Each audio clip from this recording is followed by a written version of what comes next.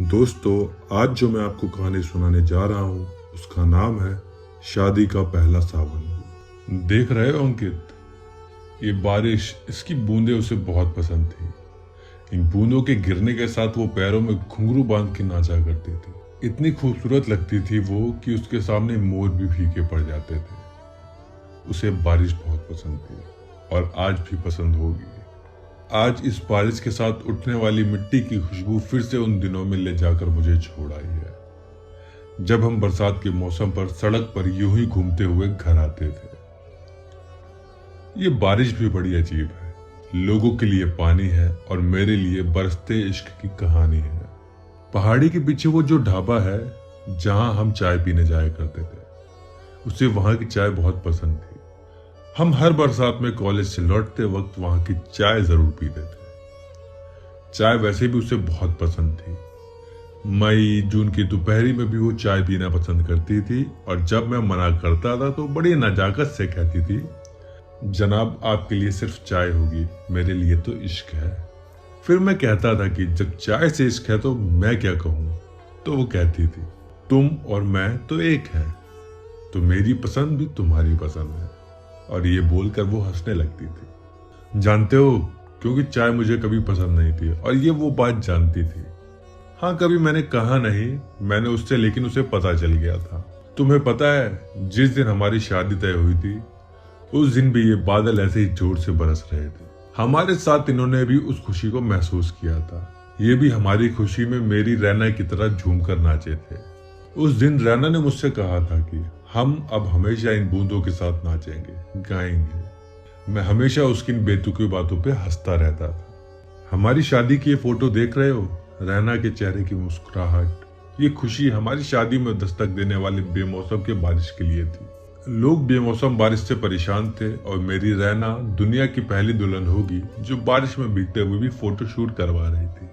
रैना को कभी अपने मेकअप, सजने संवरने की कोई चिंता नहीं रही। वो हमेशा से ही ऐसी बेपरवाह थी। सर, वो फोटो तो नहीं है इस एल्बम में। रैना बारिश वाली फोटो को एक अलग एल्बम में रखना चाहती थी। उसके लिए एक अलग एल्बम भी बनवाई थी। शादी के बाद 15 दिन बाद ही मुझे अपनी ड्यूटी पर वापस जम्मू जाना पड़ा। जब यह बात रैना को पता चली तो वो मुझसे बोली कि तुम फौजियों का काम छुट्टी के मामले में बड़ा खराब है, लेकिन ठीक है, जाओ जल्दी आना। सबको बता दो कि तुम्हारे साथ रहने की बरसात मैंने बुकिंग कर ली है, तो अपनी बारिश तुम यहीं बिताना मेरे साथ। शादी के पहले सावन में मुझे तुम्हारी छुट्टियों का गिफ्ट चाहिए। मैंने मुस्कुराते हुए कहा, आपका हुक्म सर आंखों पे। और वो हंसने लगी थी। जब मैं वापस जा रहा था तो उसने अपनी आंखों में बिखरी नमी को छुपा लिया था। उसकी आंखों से एक आंसू न गिरा। फिर मानसून आया और जम्मू में बाढ़ आ गई और मेरी छुट्टियां कैंसिल हो गई। जब रैना को यह बात पता चली तो वो बहुत निराश हुई थी। उसे मेरे बिना सब कुछ अधूरा ही लगता था, लेकिन मैं क्या कर सकता था, नहीं आ पाया। मैं बाढ़ में फंसे लोगों की जान बचा रहा था, अपनी रैना को उसका मनचाहा सावन न दे पाया, उसका गिफ्ट उसे नहीं दे पाया।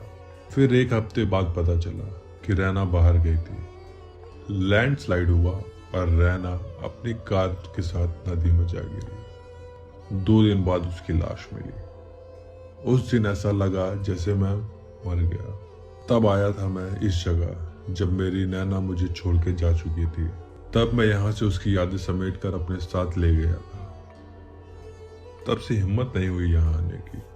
अब 5 साल बाद मेरी पोस्टिंग यहाँ हुई तो बड़ी हिम्मत जुटाकर आया हूँ, लेकिन ऐसा लग रहा है कि मेरी रैना मेरे यहाँ आने से बहुत खुश है। मैं उसका साथ महसूस कर पा रहा हूँ। जो तब नहीं कर पाया वो अब कर दिया मैंने।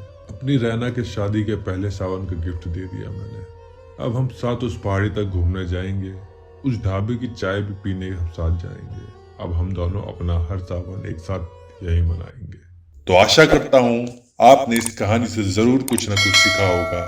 अगर आपको ये कहानी अच्छी लगी तो कमेंट सेक्शन में जरूर कमेंट करके बताइएगा कि आप नेक्स्ट में क्या कहानी सुनना पसंद करेंगे। धन्यवाद।